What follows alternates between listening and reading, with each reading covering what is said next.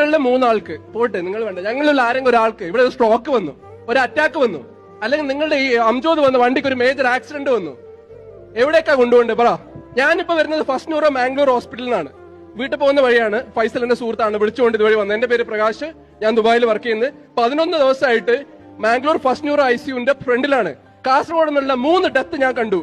പേര് വേണമെങ്കിൽ പറഞ്ഞുതരാം. പെരിയയിലുള്ള ജാനകി അമ്മ, അങ്കക്കളരി തിരുവക്കോളിയിലുള്ള മുസ്തഫ, പിന്നെ ഒരാളുടെ പേര് എനിക്കറിയില്ല. എന്റെ അമ്മ ഇപ്പോഴും ICUവിലാണ്. ഇന്ന് രാവിലെ കിട്ടിയ 2 ലക്ഷം അടക്കം ഞാൻ കിട്ടിയ രൂപ 13,33,000 രൂപ. ഇനി 2 ലക്ഷം കെട്ടാൻ ബാക്കിയുണ്ട്.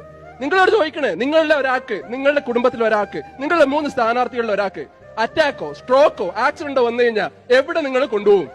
നിങ്ങളുടെ ആരോഗ്യമന്ത്രി ആദ്യമായിട്ട് കാസർഗോഡ് വന്നപ്പോൾ കൂടെ ഉണ്ടായിരുന്ന ഹസ്ബൻഡിന് ഒരു തലകറക്കം വന്നു, ദേഹാസ്വാസ്ഥം, അറ്റാക്ക് ആണെന്ന് വിചാരിച്ചിട്ട് ജില്ലയിൽ എല്ലാ പരിപാടിയും ക്യാൻസൽ ചെയ്ത് കണ്ണൂർ മെഡിക്കൽ കോളേജിലേക്ക് പോയി. കൂടെ ആംബുലൻസ് ഉണ്ട്, പോലീസ് എസ്കോർട്ട് ഉണ്ട്. അതുപോലെയല്ല ഇവിടുത്തെ സാധാരണക്കാരന് ഒരു ആംബുലൻസ് കിട്ടണമെങ്കിൽ കുറെ സമയമെടുക്കും. ഇവിടുത്തെ സാധാരണക്കാരനെ ആകെ കൊണ്ടുപോവാ. എന്റെ അമ്മയെ ആറാട്ടുകട എന്റെ വീട് പാർട്ടി ഗ്രാമ ചോദിച്ചറിയപ്പോ ആരുടെ കസ്തൂരി ബാലനുള്ള എന്റെ പെങ്ങള അവിടുത്തെ CPMന്റെ വാർഡ് മെമ്പർ. അവിടുന്ന് പാലക്കുന്ന് അവിടെ രാജഭവന്റെ ക്ലിനിക്ക് കൊണ്ടുപോയി. അവിടുന്ന് നേരെ ജനാർദ്ദന്റെ ഹോസ്പിറ്റലിൽ കൊണ്ടുപോയി. അവിടുന്ന് CT ചെയ്തപ്പോ പറഞ്ഞു ബ്രെയിനിൽ ബ്ലീഡാ, എമർജൻസി ട്രീറ്റ്മെന്റ് വേണം, എമർജൻസി സർജറി. വളരെ ഗൗരവതരമായ ഒരു ചോദ്യമാണ് പ്രകാശൻ ഉയർത്തിയത്.